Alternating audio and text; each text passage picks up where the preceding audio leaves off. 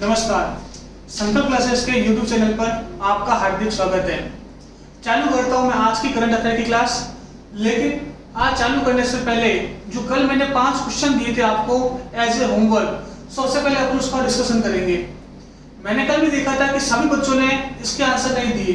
कुछ 5-6 बच्चे थे जिन्होंने इन सब क्वेश्चन के आंसर विद डिटेल दिए। मैं आज भी आपको 5 क्वेश्चन दूंगा और आपसे रिक्वेस्ट करता हूं कि उन क्वेश्चन के विद डिटेल आंसर नीचे कमेंट बॉक्स में दें। चालू करता हूं मैं आज की करंट अफेयर की क्लास।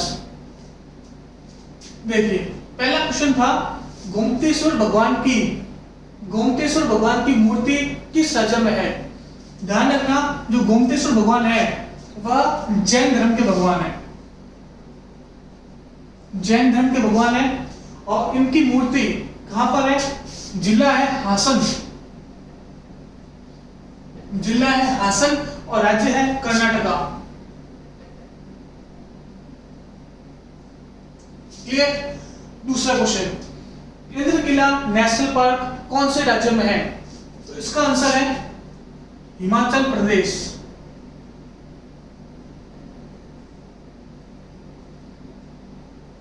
हिमाचल प्रदेश के जो सीएम है उनका नाम है जयराम ठाकुर। गवर्नर है बंडारू दत्तात्रेय। नाम लिख रहा हूं मैं यहां पे, बंडारू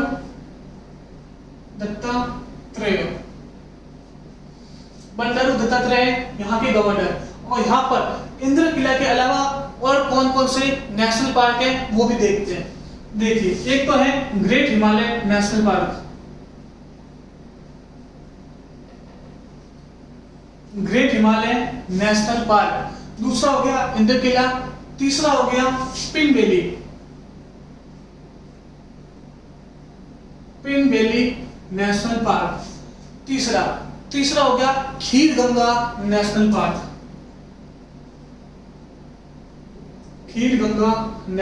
पार्क। और चौथा है Simbalbara national park.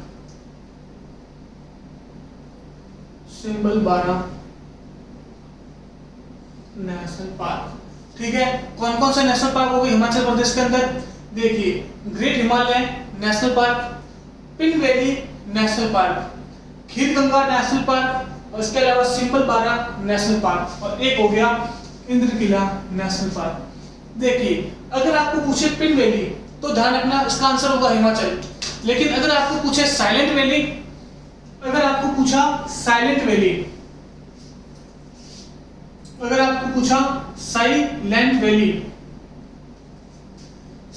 Valley national park तो इसका आंसर आएगा Kerala. Silent valley national park Kerala. और अगर आपको पूछा फ्लावर्स वैली मतलब फूलों की घाटी नेशनल पार्क तो इसका उत्तर आएगा उत्तराखंड। क्लियर। वापस क्लियर कर रहा हूं। देखिए, अगर आपको पूछे पिन वैली नेशनल पार्क तो आएगा हिमाचल प्रदेश। अगर आपको पूछे साइलेंट वैली नेशनल पार्क तो उसका उत्तर आएगा केरला। और अगर आपको पूछे फूलों की घाटी या फ्लावर्स वैली नेशनल पार्क तो उसका उत्तर आएगा उत्तराखंड। तीनों वैली है, तीनों में कंफ्यूजन मत होना, ध्यान से आंसर देना। क्लियर। तीसरा सवाल है मानवाधिकार दिवस कब मनाया जाता है। तो इसका आंसर है 10 दिसंबर। हर साल 10 दिसंबर को मानवाधिकार दिवस मनाया जाता है। और इस साल जो 2019 में मानवाधिकार दिवस मनाया गया, उसकी थीम थी youth standing for human right. मतलब मानवाधिकारों के लिए युवा खड़ा हो। ये 10 दिसंबर को मनाए गए मानवाधिकार दिवस की थीम थी। क्लियर। अगला क्वेश्चन, मिस यूनिवर्स प्रतियोगिता 2019 का आयोजन किस शहर में हुआ। तो इसका आंसर है अमेरिका के अटलांटा शहर में हुआ। कहां पर हुआ। अमेरिका के अटलांटा शहर में।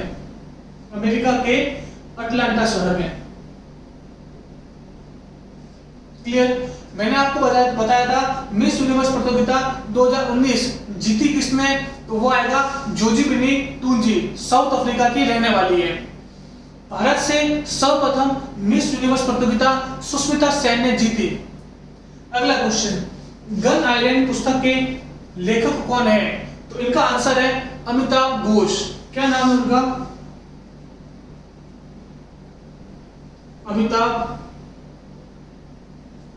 अमिताभ घोष। अमिताभ घोष गन आइलैंड पुस्तक के लेखक है और इनको 2018 में ज्ञानपीठ पुरस्कार मिला। कौन सा पुरस्कार मिला था? ज्ञानपीठ पुरस्कार। और जो इनको ज्ञानपीठ पुरस्कार मिला वह 54वां ज्ञानपीठ पुरस्कार था। कौन सा था? 54th। उसके बाद 55वां ज्ञानपीठ पुरस्कार 2019 में किसको मिला था? मलयालम के लेखक अकिथम को मिला। क्लियर? ये जो सब क्वेश्चन थे कल के क्वेश्चन के आंसर मैंने आपको विद डिटेल एक्सप्लेन किए हैं। उम्मीद करता हूं कि समझ में आए होंगे। अब चलते हैं आज के क्वेश्चन पर।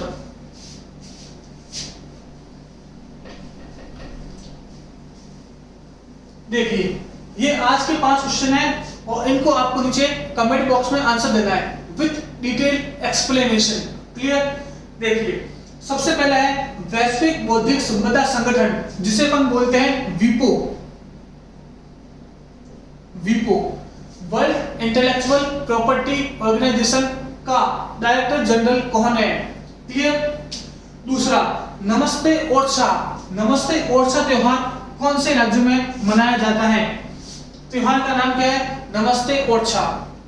तीसरा, मॉरिशस के नए प्रेसिडेंट मतलब हो गया राष्ट्रपति। मॉरिशस के नए राष्ट्रपति कौन बने हैं? मैंने आपको बताया था अभी वर्तमान में मॉरिशस के जो पीएम है वो है प्रविंद जगन्नाथ। आपको बताना है राष्ट्रपति कौन बने हैं। चौथा, FSSAI मतलब food safety and standard organisation के वह कौन से मंत्रालय के अधीन कार्य करती है? बताना है आपको मंत्रालय। अगला, वह पहला देश कौन सा है जिसने पूरी हज यात्रा की प्रक्रिया को डिजिटल कर दिया है? क्लियर? ये 5 क्वेश्चन हैं। आपको इन पांचों के क्वेश्चन के आंसर नीचे कमेंट बॉक्स में देने हैं। अब चालू करता हूं मैं आज की करंट अफेयर की क्लास। सबसे पहला क्वेश्चन,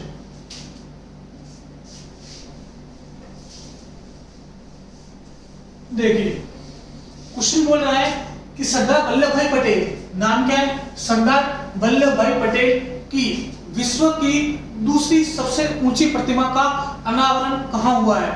देखिए, दूसरी बात करने से पहले मैं बताता हूं कि सरदार वल्लभ भाई पटेल की पहली प्रतिमा कहां है। पहली प्रतिमा आपने नाम सुना होगा, statue of unity. Statue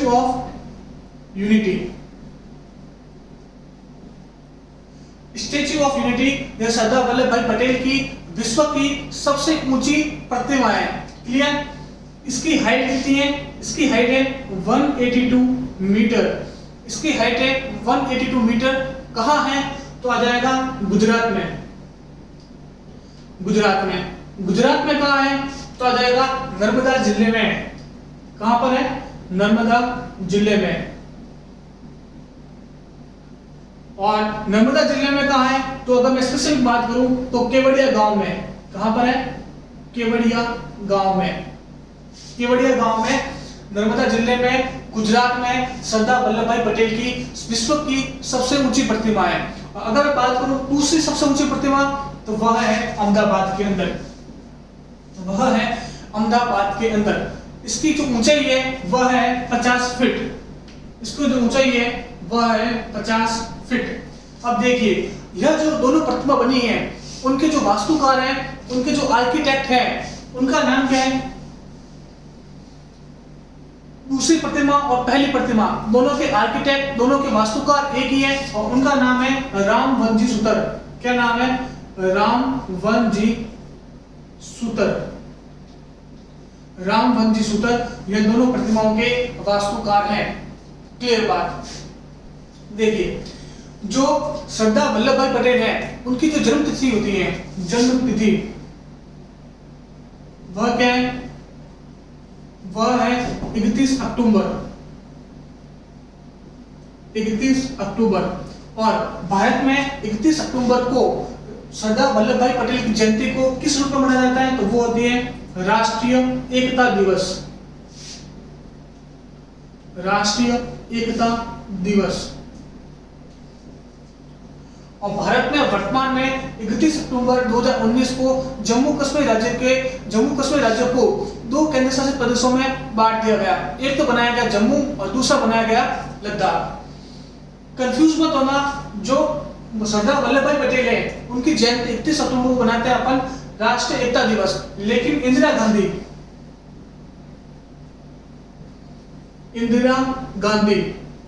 Gandhi की जो जन्म तिथि है वह है 19 नवंबर। और 19 नवंबर को अपन मनाते हैं राष्ट्रीय एकीकरण दिवस।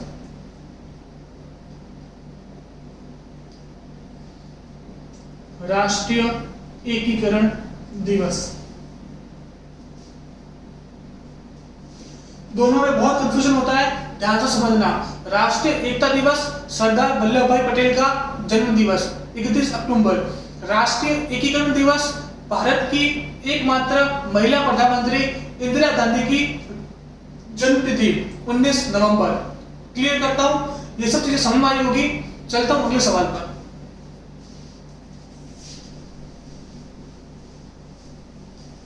देखिए, एक त्योहार है और उस त्योहार का नाम है लाई हरोबा त्योहार। उसका आयोजन कौन से राज्य में हुआ? जिस तरह से हमारा राजस्थान के अंदर गणगौर हो गए, इस तरह की तीज हो गई, इस तरह की पूजाओं, इस तरह के त्योहारों का आयोजन होता है, उसी तरह त्रिपुरा के अंदर जो लाई हरोबा नृत्य है, लाई हरोबा त्योहार है, उसका आयोजन होता है। अब मैं थोड़ी बात कर लेता हूं त्रिपुरा की जो राजधानी है वह है अगरतला। त्रिपुरा की राजधानी अगरतला। त्रिपुरा के जो सीएम है उनका नाम है बिप्लब कुमार देव। क्या नाम है? बिप्लब कुमार। और त्रिपुरा के जो गवर्नर है उनका नाम बहुत महत्वपूर्ण है, ध्यान रखना। त्रिपुरा के गवर्नर कौन है? उनका नाम है रमेश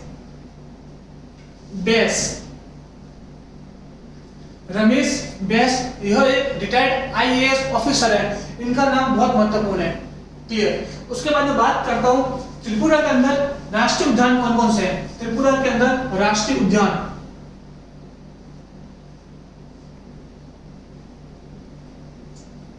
देखो, एक राष्ट्रीय उद्यान है, उसका नाम है क्लाउडी लेपर्ड, मतलब धूमिल तेंदुआ।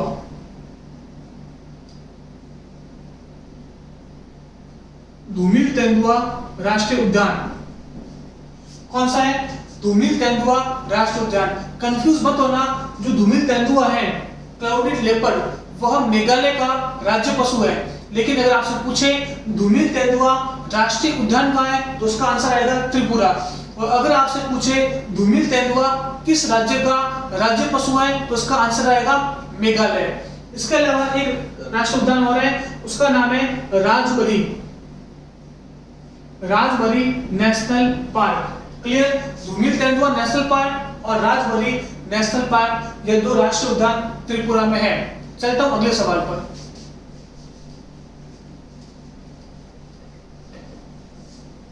देखिए, अभी WHO ने वर्ष 2020 को किसका साल घोषित किया है? देखिए, WHO को सबको पता होगा, वर्तमान में बहुत न्यूज में है। WHO मतलब विश्व स्वास्थ्य संगठन। इसकी स्थापना हुई थी 7 अप्रैल 1948 को। देखो, इसको याद कैसे करना? H है, उसके ऊपर से मिला दो, नीचे से मिला दो, क्या बन गया? 8। तो इसकी स्थापना हुई 1948 को। 7 अप्रैल को अपन मनाते हैं विश्व स्वास्थ्य दिवस। 7 अप्रैल को WHO की स्थापना होने के कारण अपन मनाते हैं विश्व स्वास्थ्य दिवस। इसके जो डायरेक्टर जनरल है उनका नाम है टेड्रोस अधानोम।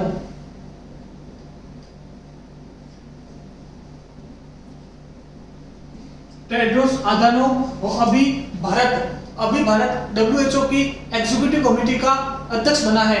अभी भारत WHO की जो एग्जीक्यूटिव कमेटी है उसका अध्यक्ष बना है। क्लियर। अब WHO ने जो 2020 को नामित किया, वह नामित किया नर्स तथा मिडवाइफ का साल। किसका साल? नर्स तथा मिडवाइफ का साल। अब समझते हैं नर्स। नर्स तो वो होती है जो आपकी देखभाल करती है, मतलब अगर आप हॉस्पिटलाइज हो जाते हो तो डॉक्टर की सहायता करने के लिए, आपकी सहायता करने के लिए जो लेडी होती है उसे अपन बोलते हैं नर्स। और दूसरी है मिडवाइफ। मिडवाइफ का मतलब होता है कि अगर कोई गर्भवती महिला की प्रसूति के दौरान, गर्भवती महिला की प्रसूति के दौरान जो उस गर्भवती महिला की सहायता करती है उसे अपन बोलते हैं मिडवाइफ। तो 2020 का साल कौन सा साल है? नर्स तथा मिडवाइफ का साल। अब इसे नर्स तथा मिडवाइफ का साल क्यों नामित किया है? क्योंकि जो 2020 है वो फ्लोरेंस नाइटिंगेल का 200वां जन्म दिवस है। कौन किसका? Florence Nightingale. फ्लोरेंस नाइटिंगेल का 200वां जन्म दिवस है। कौन सा? 200वां जन्म दिवस है। किसका? फ्लोरेंस नाइटिंगेल का 200वां जन्म दिवस है। इस कारण, और यह थी कौन? यह मतलब विश्व की, मतलब जो नर्स पद्धति है, नर्स सिस्टम है, उसकी जनक मानी जाती है। और फ्लोरेंस नाइटिंगेल की 200वां जन्म दिवस होने के कारण इनको श्रद्धांजलि देने के लिए जो 2020 का साल है वह नर्स तथा मिडवाइफ का साल घोषित किया। उम्मीद करता हूँ ये सब चीजें आपको समझ आई होगी। चलता हूँ अगले सवाल पर।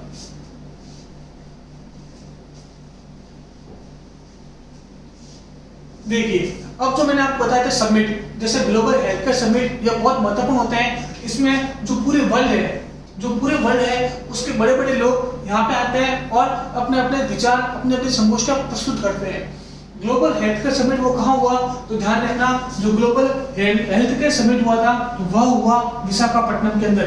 ग्लोबल हेल्थ केयर समिट वह हुआ विशाखापट्टनम के अंदर। कल मैंने आपको बताया था बायो एशिया समिट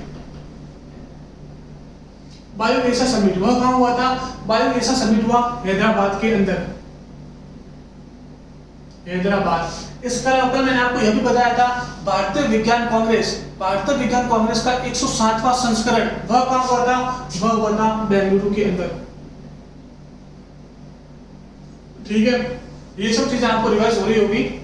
और इसके अलावा विशाखापट्टनम आंध्र प्रदेश की कार्यकारी राजधानी है। मैंने आपको बताया था आंध्र प्रदेश की 3 राजधानियां प्रस्तावित है। एक तो विशाखापट्टनम कार्यकारी राजधानी, दूसरी अमरावती जो उसकी विधायक राजधानी, और तीसरी कुर्नूल जो इसकी न्यायिक राजधानी होगी। चलता हूं अगले सवाल पर। देखिए, बहुत महत्वपूर्ण सवाल है।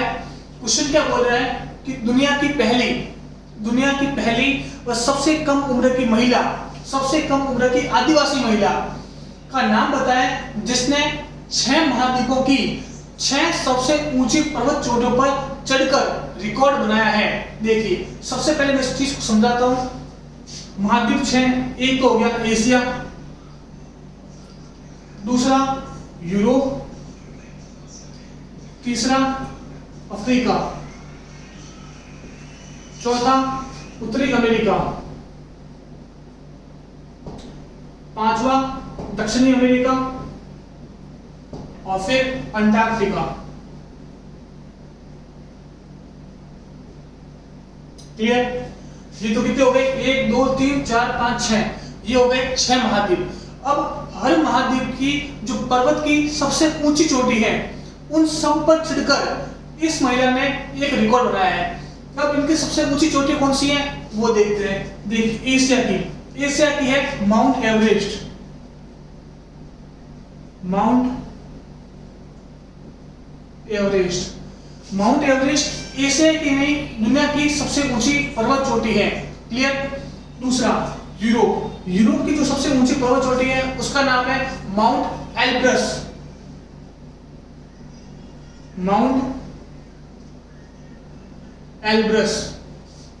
तीसरा, अफ्रीका की जो सबसे ऊंची चोटी है उसका नाम है माउंट किलिमंजारो। क्या नाम है उसका? Mount Kilimanjaro.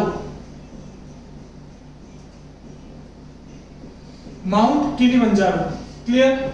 उसके बाद उत्तरी अमेरिका की जो सबसे ऊंची चोटी है उसका नाम है माउंट मैकिनले। माउंट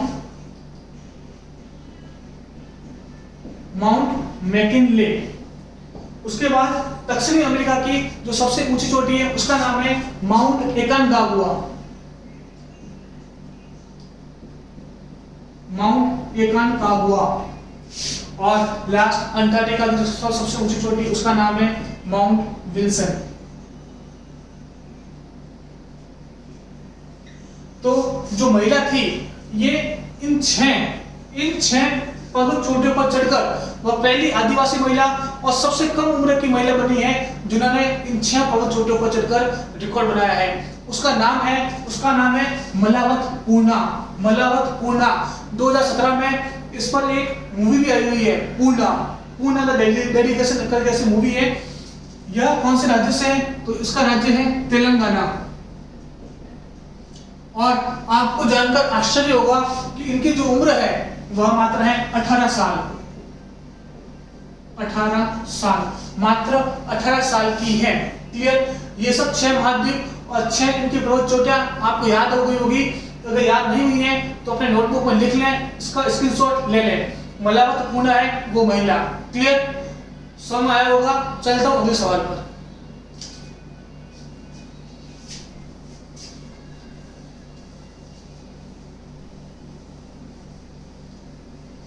देखिए, अभी बलबीर सिंह सीनियर, नाम क्या है? बलबीर सिंह सीनियर का निधन हो गया। वह कौन से खेल से संबंधित थे? ध्यान रखना, वह हॉकी के खिलाड़ी थे। कुछ लोग बोलते हैं कि वह हॉकी के महानतम खिलाड़ी थे। अब देख, इसके बारे में मैं इनके बारे में कुछ फैक्ट बताने जा रहा हूं आपको। बलबीर सिंह सीनियर किसी भी खेल के वो पहले खिलाड़ी थे जिनको पद्मश्री मिला। प्रथम खिलाड़ी जिनको पद्मश्री मिला। प्रथम खिलाड़ी थे जिनको क्या मिला? पद्मश्री मिला। मतलब ये हो गया कि इनसे पहले किसी भी खिलाड़ी को पद्मश्री नहीं मिला था। ये किसी भी खेल के पहले खिलाड़ी थे जिनको पद्मश्री मिला। नाम बलबीर सिंह सीनियर। दूसरा कंसेप्ट है इनके बारे में, इन्होंने 3 ओलंपिक हॉकी के लिए जीते। कौन कौन से? एक तो 1948 का, 1952 का और तीसरा 1956 का। यह 3 ओलंपिक थे लगातार जो इन्होंने जीते। 3 ओलंपिक लगातार इन्होंने जीते। इसके अलावा 1975 बात करता हूं 1975 की। 1975 मलेशिया की राजधानी कुलालंपुर में जो हॉकी वर्ल्ड कप आयोजित हुआ था, जिसको भारत ने जीता, उस टीम के मैनेजर भी थे। क्या थे उस टीम के मैनेजर? भारत ने लास्ट 70 सालों में केवल एक ही हॉकी वर्ल्ड कप जीता है और वह है 1975। और 1975 वाली टीम के बलबीर सिंह सीनियर मैनेजर थे। क्लियर? जैसे अभी 2023 में जो हॉकी वर्ल्ड कप होने वाला है वह कहाँ होने वाला है? उड़ीसा में कहाँ पर? भुवनेश्वर और राउरकेला में। और उसी तरह 1975 में यह वर्ल्ड कप हुआ था और वह जीता था किसने? भारत ने। किसकी अगुवानी में? तो थे बलबीर सिंह सीनियर। कौन से खेल से संबंधित है? तो आ जाएगा हॉकी। उम्मीद करता हूं ये सब चीजें आपको समझ में आई होगी। चलता हूं अगले स्लाइड पर।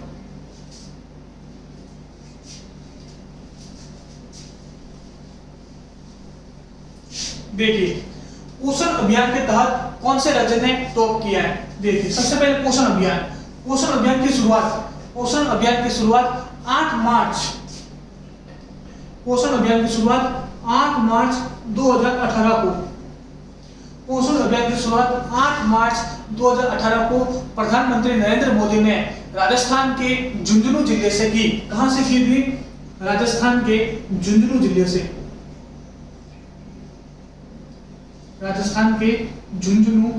से। की। अब इसका उद्देश्य क्या है? इस पोषण अभियान का उद्देश्य है कि 2022 वर्ष, ध्यान रखना आप, वर्ष कौन सा है? 2022 तक भारत में कुपोषण को घटाना है, उनको मिटाना है। इसको 2022 तक कुपोषण को खत्म कर देना। भारत में 2022 तक कुपोषण को खत्म करने के लिए पोषण अभियान की शुरुआत प्रधानमंत्री नरेंद्र मोदी ने राजस्थान के झुंझुनू जिले से की। अब पोषण अभियान भारत के कौन से मंत्रालय के अंतर्गत आता है? तो मंत्रालय है वो मंत्रालय कौन सा है? वह है महिला व बाल विकास मंत्रालय। महिला व बाल विकास मंत्रालय। Woman and child development ministry, और इसकी मिनिस्टर कौन है? इसकी जो मिनिस्टर है वह है स्मृति ईरानी। स्मृति ईरानी का निर्वाचन क्षेत्र अमेठी है, जिसने स्मृति ईरानी ने राहुल गांधी को हराकर अमेठी से चुनाव जीता था। क्लियर बात। उसके बाद पोषण की फुल फॉर्म ध्यान रखना, आरएस तक के लेवल के एग्जाम में इसकी फुल फॉर्म पूछ जाती है। फुल फॉर्म कैसे पूछ लेगा कि पोषण में एस किसके लिए आया है? पोषण में एस किसके लिए आया है? तो अब आपको इसकी फुल फॉर्म याद रखनी पड़ेगी। क्या है? Prime minister overreaching scheme for holistic nourishment, यह इंग्लिश में नाम है। इसी तरह से आपको यह ध्यान रखनी पड़ेगी। उम्मीद करता हूं कि क्वेश्चन समझ में आया होगा। और वर्तमान में कौन से राज्य ने टॉप किया है? तो उसका आंसर है तमिलनाडु राज्य ने टॉप किया है। चलता हूं अगले सवाल पर।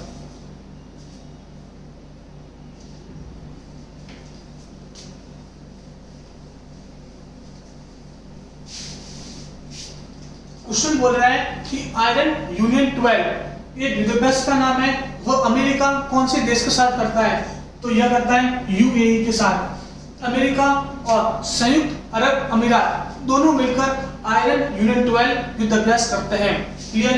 यूएई 7 देशों का समूह है। यूएई 7 देशों का समूह है। इसका इसको अपन क्या बोलते हैं? संयुक्त अरब अमीरात। और इसकी जो राजधानी है वह है अबू धाबी यहाँ की राजधानी है। क्लियर? कंसेप्ट एक सिंपल सा ध्यान रख लेना। चलता हूं अगले सवाल पर। देखिए, आज वापस जीआई टैग वाला सवाल आ गया है। क्वेश्चन क्या बोल रहा है कि हाल ही में शाही लीची और जर्दालू आम को जीआई टैग दिया गया, वह दोनों कौन से राज्य से संबंधित है? तो ध्यान रखना, जो शाही लीची और जर्दालू आम है वह दोनों बिहार के हैं। ठीक है, थोड़ा रिवर्स कर लेते हैं अपन जीआई टैग। देखिए, सबसे पहला जीआई टैग 2004-5 में इसको दिया गया, दार्जिलिंग की चाय को दिया गया। दार्जिलिंग कहाँ पड़ता है? तो पश्चिम बंगाल में पड़ता है। वर्तमान में किस किस को जीआई टैग दिए गए? तो ध्यान रखना, एक तो है मणिपुर का कौन सा चावल? चाखाऊ चावल। मणिपुर का कौन सा चावल है? वह है चाखाऊ चावल। उसके बाद कश्मीर की केसर। गोरखपुर का टेराकोटा।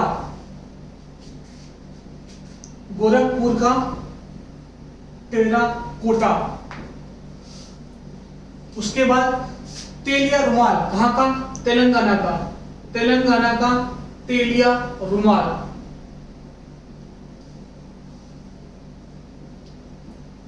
झारखंड की सोहराई खोवर पेंटिंग।